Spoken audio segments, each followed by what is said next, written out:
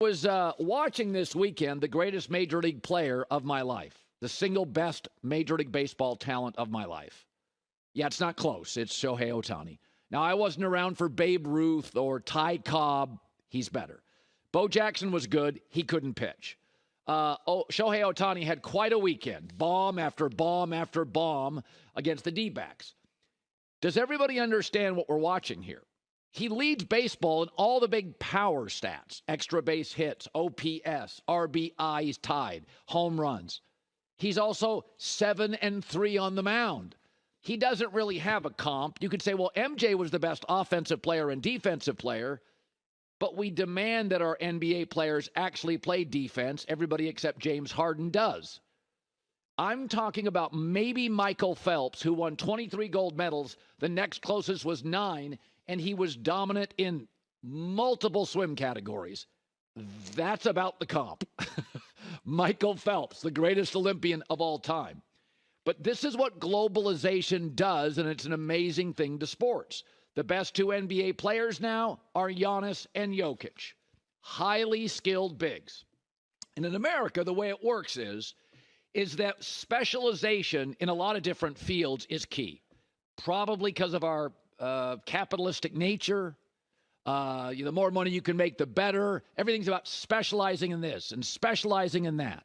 If you're in tech, you're a programmer or you're a coder. It's specializing. And in sports, you can shoot threes well.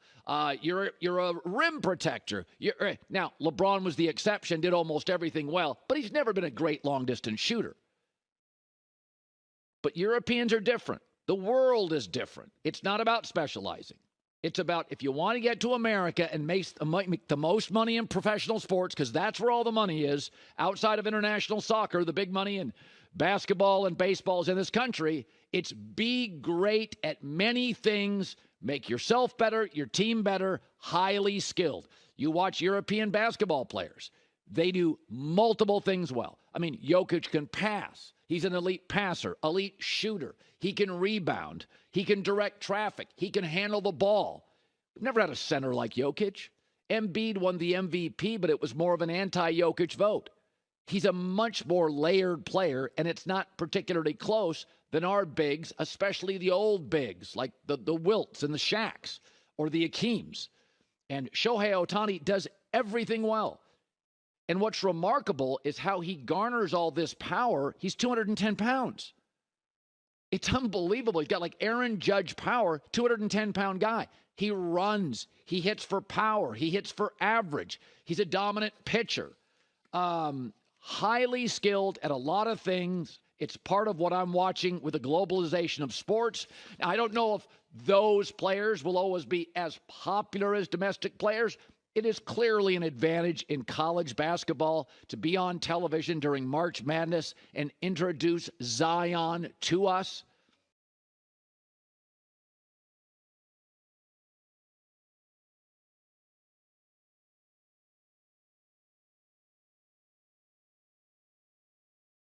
You know, we didn't watch Jokic or Giannis first couple of years unless you were in Denver or in Milwaukee. But Shohei Ohtani, there's just nothing else even close. I mean, I love Bo Jackson. Wasn't pitching. Unbelievable weekend by the best pure. I know you love Babe. And I know baseball fans romanticize the past. I get it. It's the sport. That's why there's so many great books on baseball. That's why baseball's so great on radio. It's the sport of storytelling and history and lore. Football's about next Sunday. NBA's about the playoffs. Soccer's about the next goal. But I know we romanticize, but Babe didn't do this simultaneously. This is absolutely remarkable.